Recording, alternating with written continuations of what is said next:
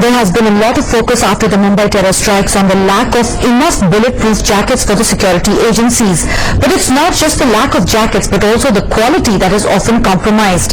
Now, a major supplier of armored vehicles to the security forces has admitted that it used mild steel instead of bulletproof steel to fabricate vehicles supplied to the security forces.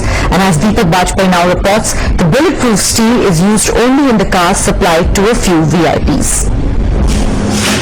Ordinary cars masquerading as bulletproof vehicles carrying hundreds of paramilitary forces. After the debate about whether inadequate bulletproof jackets may have led to the death of a policeman during the Mumbai attacks, it seems several bogus bulletproof vehicles are being used in several conflict zones in many states.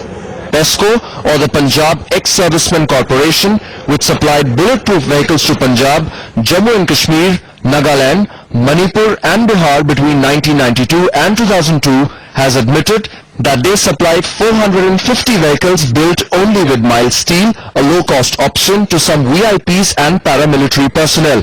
Ironically, no one knew about this until PESCO itself made the admission when they were taken to court for selling some of this so-called bulletproof steel as scrap, something they cannot do without government permission.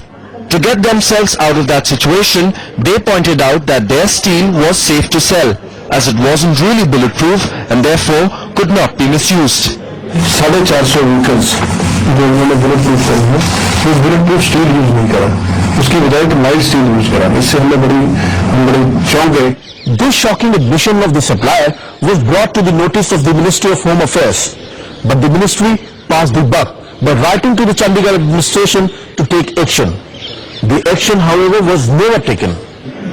The ministry's letter was sent in July last year, but so far no action has been taken against a company that has put lives of paramilitary personnel in danger, and the unsafe vehicles are still being used.